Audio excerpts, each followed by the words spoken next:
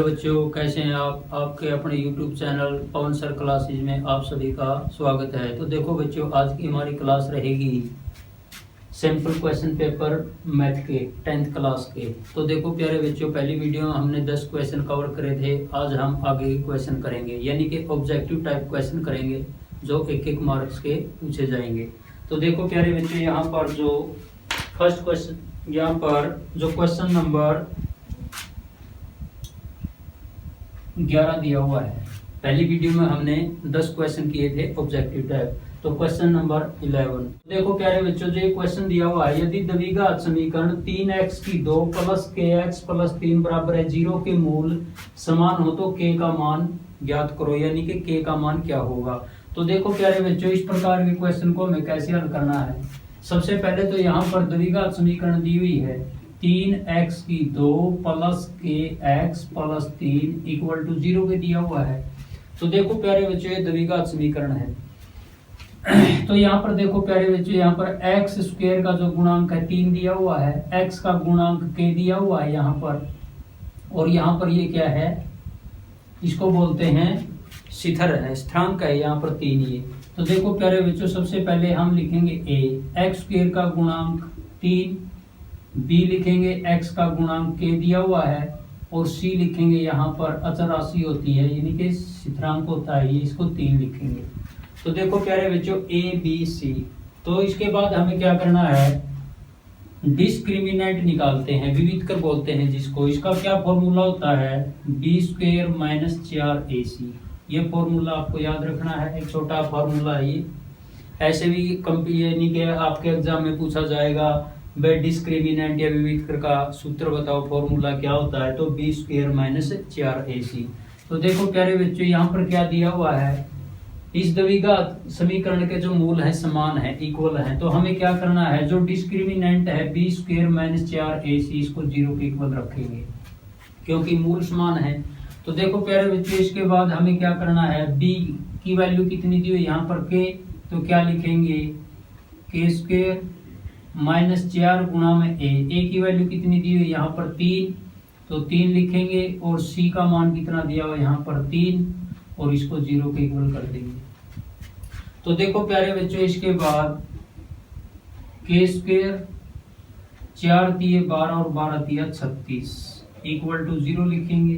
तो इसके बाद k² इक्वल टू माइनस का जो 36 दिया हुआ है इस साइड में ले जाएंगे, इसको प्लस का 36 हो जाएगा। तो देखो प्यारे बच्चों, k² बराबर है यहाँ पर 36, यानी कि कितना आया 36। तो स्क्वायर, अब क्या करेंगे, दोनों साइड में हमें वर्गमूल करना होगा, तो यहाँ पर प्लस और माइनस लिखेंगे। तो देखो प्यारे बच्चों, यहाँ पर ये स्क्वायर है, k² था, इसको वर्गमूल से काटेंगे, स्क्वायर रूट से काटेंगे तो कितना, ये कट जाएगा, यहाँ पर कितना आएगा k, और हमें पता है 36 का अंडर रूट यानी कि वर्गमूल कितना होता है 6। तो देखो प्यारे बच्चों, यहाँ पर अगर हम दोनों साइड में, बोथ साइड में यहाँ पर वर्गमूल कर रहे हैं, तो यहाँ पर प्लस और माइनस, तो दोनों जो सिंबल आएंगे तो प्लस और माइनस का 6। तो देखो प्यारे बच्चों, जो k की वैल्यू होगी प्लस और माइनस, यानी कि प्लस का 6 और माइनस का 6, हम इसको ऐसे भी लिख सकते हैं। तो देखो प्यारे बच्चों, द्विघात समीकरण जो यह दी हुई थी 3x² प्लस kx प्लस 3 बराबर है 0 के मूल समान हो तो k का मान क्या होगा। तो इस प्रकार का जो क्वेश्चन है आपके एग्जाम में जरूर पूछा जाएगा। तो देखो प्यारे बच्चों, हमें क्या करना होता है, 3x² प्लस kx प्लस 3 बराबर है 0 दिया हुआ है, यहाँ पर a कितना है, x² का गुणांक 3, और यहाँ पर b की वैल्यू x का गुणांक k, और c होती है अचर राशि यानी कि स्थिरांक होता है c, यानी कि ये 3 दिया हुआ है।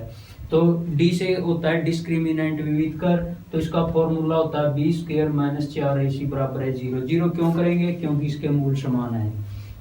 तो इसके बाद इनकी वैल्यू पुट करने पर k की वैल्यू हमारे पास आई प्लस माइनस का 6, तो k का मान ये होगा प्लस या माइनस का 6। तो ये इसका राइट आंसर होगा।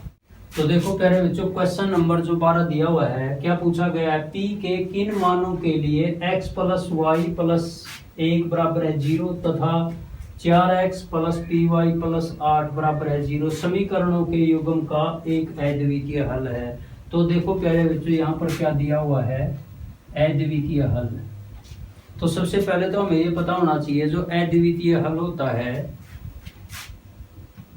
इसका फॉर्मूला क्या होता है। तो देखो प्यारे बच्चों, अद्वितीय हल के लिए a1 का बटा a2 इक्वल नहीं होता b1 का बटा b2 के। तो हमें ये फॉर्मूला जरूर याद रखना है। तो देखो प्यारे बच्चों, अद्वितीय हल के लिए, अद्वितीय हल का मतलब होता है जिसका केवल एक हल हो। तो देखो प्यारे बच्चों, इसका फॉर्मूला होता है a1 का बटा a2 बराबर नहीं होता b1 का बटा b2।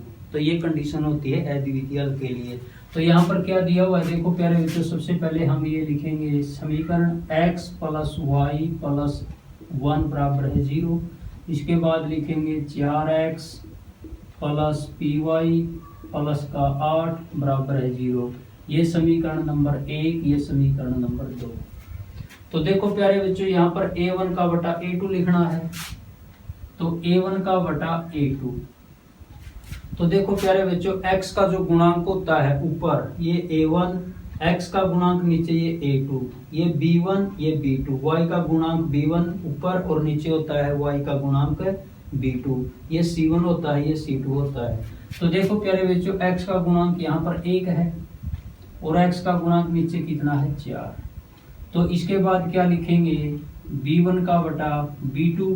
तो b1 y का गुणांक कितना है 1 और नीचे y का गुणांक है p। तो देखो प्यारे बच्चों, a1 का बटा a2 1 का बटा 4 और b1 का बटा b2 हमारे पास कितना आया 1 का बटा p। तो देखो प्यारे बच्चों, ये कंडीशन होती है अद्वितीय हल के लिए। तो अब हमें क्या करना है, a1 का बटा a2 बराबर नहीं b1 का बटा b2। तो देखो प्यारे बच्चों, 1 का बटा 4 बराबर नहीं है ये a1 का बटा a2 1 का बटा 4 और b1 का बटा b2 कितना है 1 का बटा p। तो देखो प्यारे बच्चों, हमारे पास लास्ट में कितना आया 1 का बटा 4 बराबर नहीं है 1 का बटा p। तो हमें क्या करना है, p की वैल्यू है जो फाइंड आउट करनी है p का मान। तो अब हम क्या करेंगे, इसकी क्रॉस मल्टीप्लिकेशन करेंगे आर पार गुना, यानी कि आर पार गुना करने पर। तो देखो प्यारे बच्चों, p की और 1 की मल्टीप्लाई कितनी आएगी, यहाँ पर p गुना में 1 लिखेंगे इक्वल बराबर नहीं है 4 गुना में 1। तो देखो प्यारे बच्चों, p की और 1 की मल्टीप्लाई p और ये बराबर नहीं है 4 एकम 4। तो देखो प्यारे बच्चों, हमारे पास क्या सॉल्यूशन आया, p बराबर नहीं है 4 के। तो देखो प्यारे बच्चों, p की मान यहाँ पर कितना आया, p बराबर नहीं है 4, यानी कि p है नहीं जो 4 के बराबर नहीं होना चाहिए। 4 को छोड़कर कुछ भी वैल्यू आ सकती है यहाँ पर। तो देखो प्यारे बच्चों, इस प्रकार के क्वेश्चन में हमें क्या करना होता है, जिसका अद्वितीय हल होता है उसका फॉर्मूला होता है a1 का बटा a2 बराबर नहीं है b1 का बटा b2। तो इस प्रकार से हमारा जो आंसर आया p बराबर नहीं है 4 के, ये हमारा राइट आंसर हो जाएगा। तो देखो बच्चों, यहाँ पर क्वेश्चन नंबर जो 13 दिया हुआ है, एक एपी दी हुई है 4 1 -2 -5 का सारो अंतर लिखिए। तो देखो प्यारे बच्चों, बहुत ही इजी लेवल का क्वेश्चन है, बहुत ही आसान क्वेश्चन है। तो एपी का मतलब क्या होता है प्यारे बच्चों, अर्थमेटिक प्रोग्रेशन, यानी कि समांतर श्रेणी बोलते हैं हिंदी में इसको। तो देखो प्यारे बच्चों, एपी दी हुई है 4 1 -2 और -5 और इस प्रकार से आगे ये बढ़ाई गई है इन्फिनिटी तक। तो देखो प्यारे बच्चों, सबसे पहले तो हमें पता होना चाहिए जो ये पहला पद होता है इसको लिखते हैं a 4। तो हमें इसका क्या निकालना है, सारो अंतर का मतलब क्या होता है प्यारे बच्चों, कॉमन डिफरेंस, डी से डिफरेंस, सारो अंतर कॉमन डिफरेंस, सी डी भी लिख सकते हैं इसको। तो देखो प्यारे बच्चों, डिफरेंस निकालने के लिए हमें क्या करना होता है, जो दूसरी टर्म होती है, दूसरा पद होता है, इसमें से पहला पद घटा सकते हैं, तीसरे पद में से दूसरा घटा सकते हैं और चौथे पद में से यहाँ पर तीसरा पद घटा सकते हैं। एपी का कंडीशन होती है इनका जो सारो अंतर आएगा ये सेम होगा, इक्वल होगा। तो देखो प्यारे बच्चों, अगर हम यहाँ पर सारो अंतर की बात करें तो यहाँ पर जो दूसरा पद है 1 दिया हुआ है और इसमें से पहला पद घटाएंगे 4, तो 1 में से 4 घटाएंगे, माइनस का कितना बचेगा 3। अगर हम दूसरे पद में से तीसरे पद में से दूसरा पद घटाएं यहाँ पर, तो हमारा डिफरेंस कितना आएगा, देखो प्यारे बच्चों, -2 में से अगर हम 1 घटाएं तो कितना आएगा, -3। तो देखो प्यारे बच्चों, एपी की कंडीशन होती है, जो सारा अंतर होता है, कॉमन डिफरेंस होता है, वो सभी का सेम होता है। तो इस प्रकार से हमारा जो राइट आंसर होगा, सारा अंतर कॉमन डिफरेंस कितना होगा, -3। ये हमारा राइट आंसर हो जाएगा। तो देखो प्यारे बच्चों, यहाँ पर क्वेश्चन नंबर जो 14 दिया हुआ है, इसमें ये भी एक एपी का क्वेश्चन दिया हुआ है। एपी क्या है, 5, 12, 19 का 14वां पद क्या होगा। तो देखो प्यारे बच्चों, यहाँ पर हमें 14वां पद ज्ञात करना है। तो देखो प्यारे बच्चों, एपी की कंडीशन क्या होती है, जो सारा अंतर होता है, कॉमन डिफरेंस सेम होता है, बराबर होता है सभी का। तो यहाँ पर सबसे पहले क्या लिखेंगे, ए, यानी कि प्रथम पद होता है जो इसको ए लिखते हैं 5, और डी डिफरेंस कितना होगा, दूसरा पद 12 है, पहला पद 5 है, तो क्या करेंगे 12 में से 5 घटाएंगे यानी कि 7। अगर हम 19 में से 12 घटाएं तो भी कितना आएगा, 7। तो देखो प्यारे बच्चों, यहाँ पर पहला पद 5 दिया हुआ है और इनका डिफरेंस अंतर कितना है, 7 दिया हुआ है। तो हमें कौन सा पद है जो फाइंड आउट करना है, 14वां पद। तो टी से टर्म होती इसको लिखते हैं इस प्रकार से प्यारे बच्चों, 14वां पद निकालना है, टी से टर्म होता है तो इस प्रकार लिखेंगे T14 इसको। अगर हमें ये 14वां पद निकालना है तो A प्लस इसको लिखेंगे 13D। तो देखो प्यारे बच्चों, ये फॉर्मूला होता है। अगर हमें यहाँ पर 14वां पद ज्ञात करना है तो हम क्या करेंगे, A प्रथम पद प्लस 13D, यानी कि 14 से 1 कम जो सा पद पूछा गया है उसमें से 1 माइनस करेंगे, यानी कि 1 कम 13D, और इसकी डिफरेंस के साथ क्या करेंगे, गुणा। तो देखो प्यारे बच्चों, यहाँ पर जो पहला पद है कितना है, 5, 13 गुणा में डी से डिफरेंस कितना दिया हुआ है, 7। तो इसके बाद क्या करेंगे, 5 प्लस, पहले मल्टीप्लाई करेंगे 13 स्तंभ 91। तो देखो प्यारे बच्चों, अगर हम 5 में 91 ऐड करें तो कितना आएगा, 96, यानी कि 14वां पद क्या होगा, 96 हमारा राइट आंसर हो जाएगा। तो देखो प्यारे बच्चों, क्वेश्चन नंबर जो 15 दिया हुआ है, क्या पूछा गया है, प्रथम 50 प्राकृत संख्याओं का योग खालिस्तान है। तो देखो प्यारे बच्चों, सीधा कहने का मतलब है, यहाँ पर पहली 50 नेचुरल नंबर दी हुई है, प्रथम 50 प्राकृत संख्याओं का योग कितना होता है। तो देखो प्यारे बच्चों, इस प्रकार के क्वेश्चन है जो इसके बारे में, इससे रिलेटेड मैंने पहले भी वीडियो बनाई हुई है, आप देख सकते हैं। तो देखो प्यारे बच्चों, यहाँ पर क्या पूछा गया है, प्रथम 50 प्राकृतिक संख्याओं का योग क्या है। तो देखो प्यारे बच्चों, अगर हम 1, 2, 3, 4 और इस प्रकार से हम 50 संख्याएं लिखें, पहली 50 संख्याओं का क्या पूछा है, इसने यहाँ पर योग पूछा है, यानी कि इनके बीच में हम प्लस लिख सकते हैं यहाँ पर। तो देखो प्यारे बच्चों, इसका एक छोटा फॉर्मूला होता है, वो याद करना है आपको, n इंटू n प्लस 1 का बटा 2। तो देखो प्यारे बच्चों, कहने का सीधा मतलब है, n क्या दिया हुआ है, यहाँ पर n का मतलब होता है नंबर संख्या। तो यहाँ पर कितनी संख्या, सारी प्रथम 50 संख्या दी हुई है, तो क्या लिखेंगे, 50 प्लस 1 करेंगे यहाँ पर, और इसको 2 से डिवाइड कर देंगे। तो इसके बाद हमारे पास क्या आएगा, 50 में 1 ऐड करेंगे 51, और बटा कितना 2। 50 को 2 से कैंसिल करेंगे, काटेंगे 25 दूनी 50। तो इसके बाद 25 गुणा में 51, दोनों की मल्टीप्लाई करेंगे, 25 एकम 25, 2 कैरी के, 25 पंजा 125 और 2 127। तो हमारा राइट आंसर कितना हो जाएगा, 1275। तो पहली 50 प्राकृतिक संख्याओं का जो योग होता है, जोड़ कितना होता है, 1275।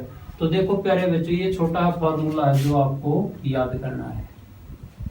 अगर आपसे ये भी पूछ सकता है, प्रथम 100 प्राकृतिक संख्याओं का योग कितना होता है, तो वैसे भी हमें याद होना चाहिए 5050 होता है। तो देखो बच्चों, कैसे होता है, अगर हमारे पास 100 संख्या है तो क्या लिखेंगे, 100 इंटू 100 प्लस 1, और इसको 2 से डिवाइड कर देंगे। तो देखो प्यारे बच्चों, यहाँ पर 100 गुणा में 100 में 1 ऐड करेंगे, 1 जोड़ेंगे 101, और उसको 2 से डिवाइड। तो 50 दूनी 100। अगर हम 50 की और 101 की मल्टीप्लाई करें तो हमारा आंसर आएगा 5050। तो इस प्रकार से भी क्वेश्चन आपसे पूछ सकता है। यहाँ पर 50 संख्याएं दी हुई हैं, 100 भी पूछ सकता है, 100 प्राकृतिक संख्याओं का योग कितना होगा, 20 का कितना होगा, 30 का कितना होगा, 40 का कितना होगा। तो हमें ये छोटा फॉर्मूला है जो याद रखना है। तो देखो प्यारे बच्चों, क्वेश्चन नंबर जो 17 दिया हुआ है, सभी वर्ग खालिस्तान होते हैं। बिल्कुल ही आसान क्वेश्चन दिया हुआ है, इजी लेवल का क्वेश्चन है। तो देखो प्यारे बच्चों, जो सारे वर्ग होते हैं वो समरूप होते हैं, सर्वांग सम नहीं होते। सर्वांग सम का मतलब क्या होता है? सारे अंग समान, ये होता है। तो देखो प्यारे बच्चों, जिस प्रकार हम दो वर्ग बनाए यहाँ पर इस प्रकार से, तो देखो प्यारे बच्चों, अगर हम इन दो वर्गों की बात करें, यहाँ पर ये फर्स्ट है और ये सेकंड है, तो ये समरूप होंगे। समरूप का मतलब क्या होता है प्यारे बच्चों? यहाँ पर देखो, इसके चारों कोण हैं जो क्या है 90 डिग्री के हैं, और इसके भी चारों कोण क्या होंगे 90 डिग्री के होंगे। हमें पता है वर्ग की सारी भुजाएं समान होती हैं, इक्वल होती हैं। इसकी ये भी वर्ग है, ये भी वर्ग है, तो इसकी भी चारों भुजाएं क्या होंगी? बराबर होंगी, और इसकी भी सारी भुजाएं क्या होंगी? बराबर होंगी। तो मगर देखो प्यारे बच्चों, यहाँ पर अगर हम इसकी माप की बात करें, मान लेते हैं ये 2 सेंटीमीटर की है भुजा, और ये है यहाँ पर 4 सेंटीमीटर की। तो देखो प्यारे बच्चों, इस प्रकार से सर्वांग सम का मतलब क्या होता है? सारे अंग समान है। जैसे हम इसकी साइड ले बुझाइए 2 सेंटीमीटर, और ये हमने यहाँ पर ली 4 सेंटीमीटर। तो देखो प्यारे बच्चों, ये 2 सेंटीमीटर, ये 4 सेंटीमीटर। तो कहने का सीधा मतलब क्या है? सारे जो वर्ग होते हैं वो समरूप होते हैं, सर्वांग सम नहीं होते। तो इसका जो राइट आंसर होगा क्या होगा? समरूप होगा। तो सारे के सारे जो वर्ग होते हैं क्या होते हैं? समरूप होते हैं। तो देखो प्यारे बच्चों, यहाँ पर क्वेश्चन नंबर जो 18 दिया हुआ है, एक ज्योमेट्री का सवाल दिया हुआ है, ज्यामिति का। त्रिभुज MNL ये त्रिभुज दी हुई है, तथा त्रिभुज QPR ये QPR समरूप हैं। इस आकृति में समरूपता की कौन सी कसौटी लगी है? हमें ये बताना है। तो देखो प्यारे बच्चों, यहाँ पर दो त्रिभुज दी हुई हैं, ये फर्स्ट है और ये सेकंड है। हमें बताना है समरूपता की कौन सी कसौटी लगी है यहाँ पर। तो देखो प्यारे बच्चों, क्या दिया हुआ है? ये दोनों त्रिभुज क्या है? समरूप हैं। तो समरूपता का क्या नियम होता है? देखो प्यारे बच्चों, यहाँ पर दोनों त्रिभुजों को ध्यान से देखो। अगर हम इस साइड की बात करें M और N की, यहाँ पर कितनी दी हुई है? 2.5 ढाई दी हुई है। तो देखो प्यारे बच्चों, यहाँ पर MN का बटा क्या लेंगे हम? PQ। MN कितनी दी हुई है? 2.5, और PQ कितनी दी हुई है? 5। इसके बाद देखो प्यारे बच्चों, यहाँ पर ML का बटा क्या लेंगे? QR। ML कितनी दी हुई है? 5 सेंटीमीटर, और QR कितनी दी हुई है? 10 सेंटीमीटर। तो देखो प्यारे बच्चों, अगर हम इनको हल करें, यहाँ पर 2.5 का बटा 5 दिया हुआ है, कहने का मतलब क्या है? ढाई का डबल दिया हुआ है 5। तो अगर हम इसको कैंसिल करेंगे तो कितना आएगा? 1/2 आएगा। इसी प्रकार 5 और 10 को काटेंगे तो 5 एकम 5, 5 दूनी 10 आएगा। यानी कि कहने का मतलब क्या है? जो साइड है इनकी भुजाओं का जो अनुपात है, यहाँ पर कितना? 1/2, और यहाँ पर भी कितना? 1/2। तो ये तो सेम है, बराबर होता है, ये समरूप हैं। तो देखो प्यारे बच्चों, यहाँ पर एक कोण कितने का दिया हुआ है? इस त्रिभुज में 70 डिग्री का। तो यहाँ पर भी कितना दिया हुआ है? 70 डिग्री का। तो कहने का मतलब क्या है? इस त्रिभुज की एक ये साइड और ये साइड, और इस त्रिभुज की ये साइड और ये साइड। तो देखो प्यारे बच्चों, दो तो होगी साइड, और जो एक हो गया एंगल, एक कोण हो गया। तो कौन सी समरूपता की कसौटी लगाएंगे हम इसको? तो देखो प्यारे बच्चों, भुजा को साइड कहते हैं और कोण को एंगल कहते हैं इंग्लिश में। तो दो तो साइड हैं और एक एंगल, एक कोण है, तो हमारी समरूपता की कसौटी बनेगी साइड एंगल साइड। तो कहने का मतलब क्या है प्यारे बच्चों? समरूपता की कौन सी कसौटी लगेगी? SAS लिखेंगे इसको, साइड एंगल साइड, यानी कि दो साइड हैं और एक यहाँ पर कोण दिया हुआ है। तो ये हमारा राइट आंसर हो जाएगा साइड एंगल साइड का। तो प्यारे बच्चों, यहाँ पर क्वेश्चन नंबर जो 19 दिया हुआ है, क्या दिया हुआ है? नीचे त्रिभुजों की भुजाएं दी गई हैं, इनमें से कौन सा समकोण त्रिभुज है? तो देखो प्यारे बच्चों, क्या पूछा गया है? समकोण त्रिभुज के बारे में। वह बताओ, क्योंकि यहाँ पर दो त्रिभुजों के माप दिए हुए हैं, हमें ये बताना है इनमें से कौन सी समकोण त्रिभुज बनेगी। तो देखो प्यारे बच्चों, इस प्रकार के क्वेश्चन में समकोण त्रिभुज की क्या कंडीशन होती है, कौन सा नियम लगता है? यहाँ पर देखो, जैसे प्यारे बच्चों, यहाँ पर ये 90 डिग्री का कोण है, A, B और C। 90 डिग्री के सामने की भुजा कर्ण होती है, विकर्ण भी बोल सकते हैं। नीचे वाला बेस होता है, इसको आधार बोलते हैं, और ये जिस पर 90 डिग्री का कोण होता है ये लंब होता है। तो देखो प्यारे बच्चों, समकोण त्रिभुज में एक नियम लगता है पाइथागोरस का।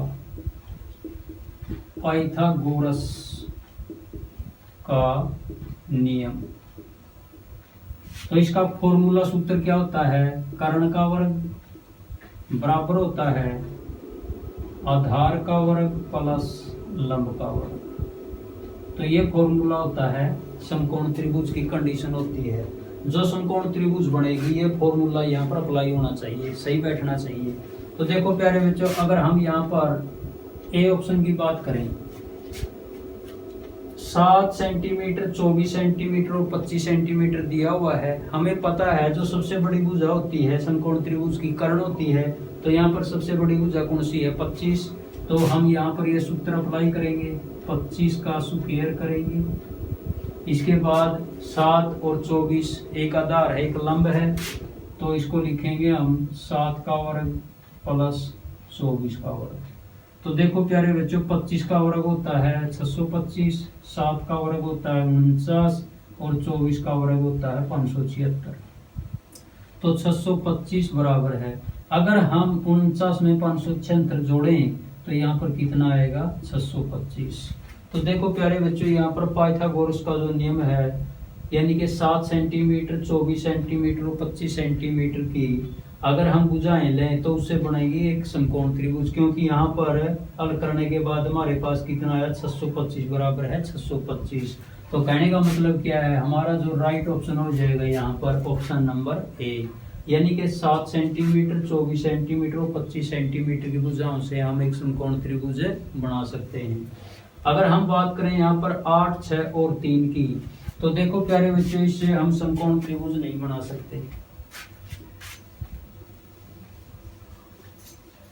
तो देखो यहाँ पर अगर हम ये फॉर्मूला यहाँ पर अप्लाई करें, यहाँ पर जो बी के ऑप्शन दिए हुए हैं, सबसे बड़ी भुजा कौन सी है? 8। तो कर्ण लेंगे इसको, 8 का वर्ग बराबर है 6 का वर्ग और प्लस यहाँ पर 3 का वर्ग। तो देखो प्यारे बच्चों, 8 का वर्ग होता है 64 बराबर है 6 का वर्ग 36 होता है और 3 का वर्ग 9 होता है। तो 64, 36 और 9 45। तो हमें पता है 64 45 के बराबर नहीं हो सकता, तो इसलिए ये त्रिभुज समकोण त्रिभुज नहीं हो सकती। तो इसलिए 7 सेंटीमीटर, 24 सेंटीमीटर और 25 सेंटीमीटर की भुजाओं से हम आसानी से समकोण त्रिभुज बना सकते हैं। हमारा राइट आंसर है ऑप्शन नंबर ए हो। तो देखो प्यारे बच्चों, यहाँ पर क्वेश्चन नंबर जो 20 दिया हुआ, इसमें क्या पूछा गया है? यदि एक बिंदु P से O केंद्र वाले किसी वृत्त पर PA PB स्पर्श रेखाएं परस्पर 100 डिग्री के कोण पर मिलती हो तो कोण POA किसके बराबर होगा?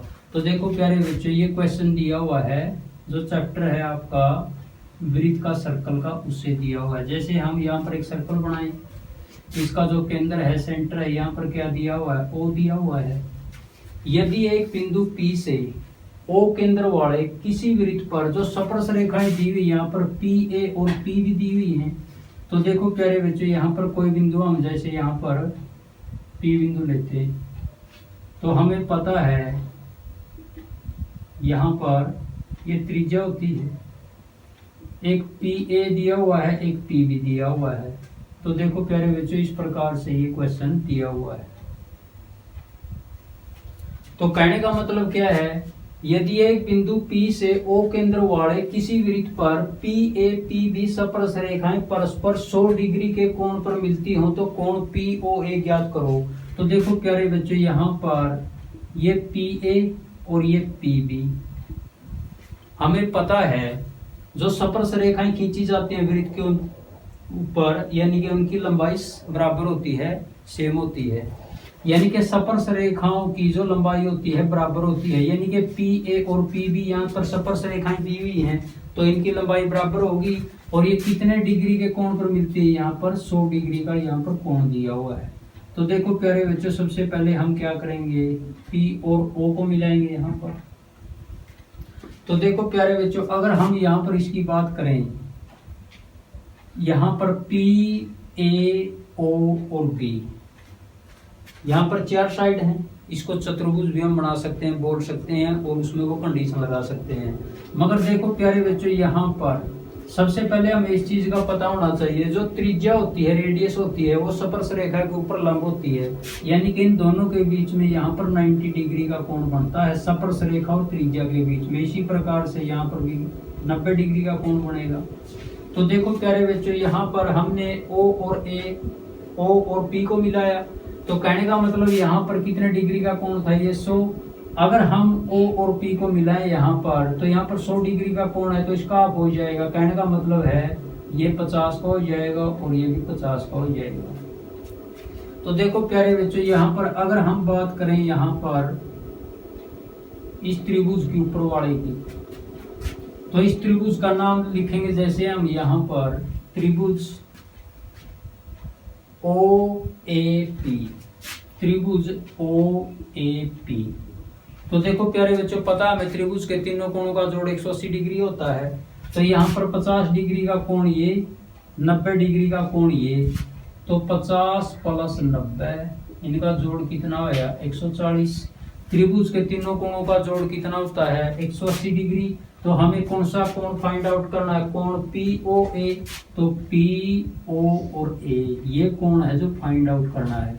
तो हमें क्या करना है, त्रिभुज के तीनों कोणों का जोड़ 180 डिग्री होता है, इसमें से दो कोणों का जोड़ 140 माइनस कर देंगे तो कितना बचेगा, 40 डिग्री का कोण बचेगा, यानी कि कोण POA, कोण POA कितने डिग्री का आएगा, 40 डिग्री का आएगा। और ये हमारा राइट आंसर हो जाएगा।